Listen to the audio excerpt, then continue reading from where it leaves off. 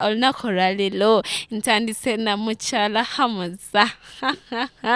Mami Dimples gwe nkuletedde olunaku olwaleero era nga banfaafe ba Remanamakula bagenze mu maaso ne baba nga ate bategeeza nti waliwo amawulire agatuuse ewaka eyo. Abalungi abeekumira ku Love mugamba mutya ba mikwano, kansuubire nti muli bulungi yonna gye musinzira okuba nga mutekkanya. Naffe tetulina ttabu mukuliko ennaku enkulu kuba twategedde nti zibawuuba naye bantu baffe oba wasobodde otambulako n'ogenda mu kyalo n'odda ng'oli mulamu alhamdulillah. Njagala ate nga mbe nga mbatuusaako ku biki ebitambula mu ggwanga kubanga ffe twabagamba wano ku Love tugenda beera nga tubatuusako ebintu ebyenjawulo ebitambula mu ggwanga, ebitambula mu politics, mu entertainment, byonna tugenda beera nga tubikola tya nga tubibatuusaako. Ate nga olunaku olwaleero ntandise na mukyala Hamza.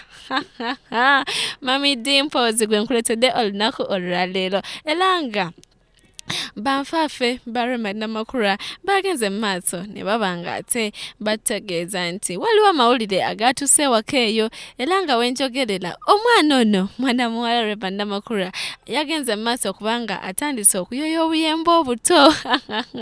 Yes, nga atandise okuyoya obuyembe obuto nga n'emmumbwa atandise okuziyoya. N'olwekyo twagala tugende mu maaso tutegeere omwana oyo tabanga ate agenda tuweza dde ddala. Byonna tugenda beera nga tubitegeera naye nga tetumanyi kituufu oba si kituufu wabula banfaafe be babyogedde tetunnamanya. Byonna tugenda beera nga tubibatuusaako ate ng'era bwe gabanga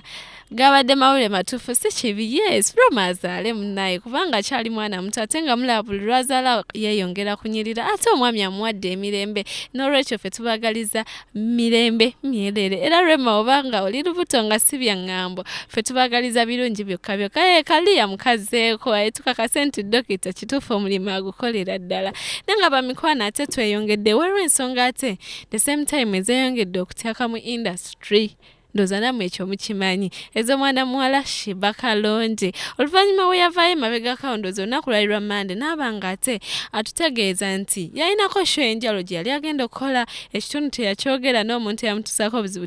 teyamukola atya teyamwogera nti yalina show gy'agenda okukola. Naye nga before that ng'akyali mu mmotoka ye waliwo omuntu eyajja yali atandise omuseducinga ng'amukwatirira. Kati munnange tetumanyi muntu kyoyo kubanga Sheba ye mu byayogedde yatulaze omuntu oyo nti nno w'amaanyi nnyo mu industry amanyikiddwa mu industry ne mu politics. Kati tetumanyi oba muntu kyoyo gwe yabadde agezaako tugamba kubanga ye yagenze maaso n'aba nga ate atumma erinnya ly'oyo omuntu naye era nga bashosho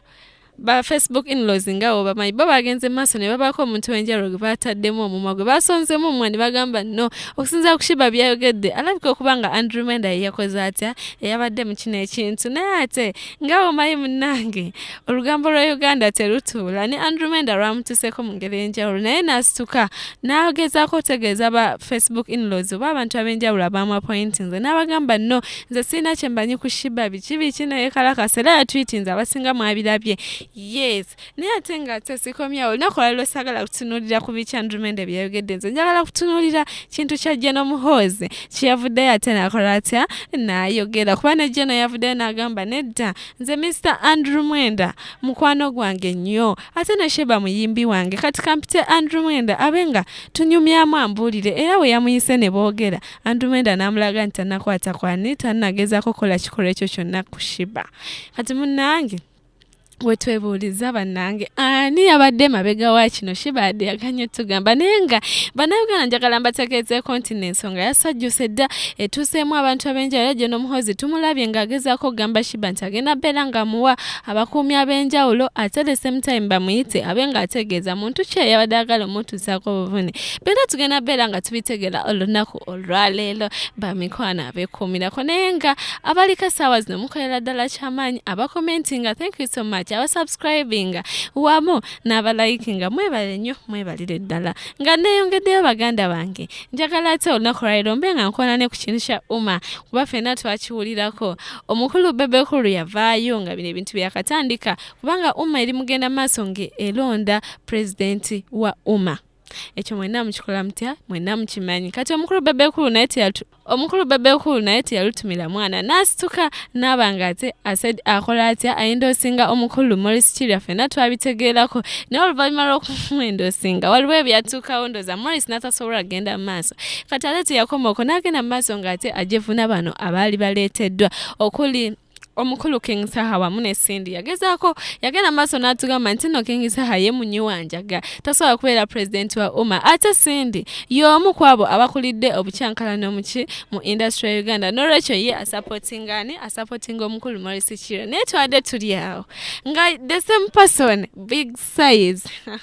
avuddeyo ate n'abanga ate atutegeeza nti ye ku luno asupportinze Cindy nti oluvannyuma lwa Cindy okuvaayo n'amwetondera mu ngeri ey'enjawulo era yakuvuddeyo n'agamba kati ye kuba president ba Umma agenda beera asupportinga mwana muwala Cindy which is okay fire tukulinaako buzibu but our question is oba omukulu big size ogwawa oba kituufu kye kikugamba otuvuga speed nawe mu ngeri gye tutategeera oba gw'oggire ddala weesimbire ddala ku bwa Umma gw'okyetuliremu ddala tumanye mbu ekyo nakyo kibadde bwe kityo nenga bannayuganda ebizeezimu ku nsonga ezitrendinga essaawa zino nenga ate sagala kwerabira njagala ate mbe nga mbategeeza nti n'ensonga z'amafuta zifuuse ez'amafuta bannanga amafuta gaganya okendera ku bbeeyi amafuta gakyali ga bbeeyi ekituufu kiri nti oba tugenda kukola tutya njukira tuli mu wiiki yakuza abaana ku ssomero abaana baakaddayo ku ssomero ebintu bya bbeeyi kwegamba guno omulanga gugenda eri abantu bonna ab'enjawulo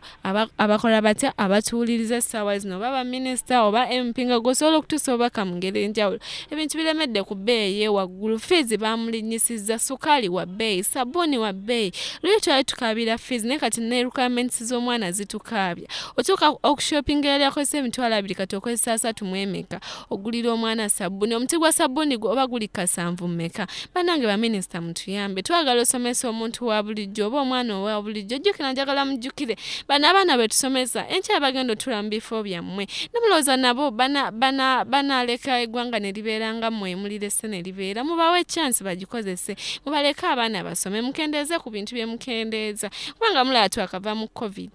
mutusaasireko banaye bonna bekikwatako tusaba mube nga mutusaasira mu ngeri enjawulo mukendeezeko ku bintu musaleko ku miwendo gy'essomero banaye kwegamba simanyi nakumanya naye nga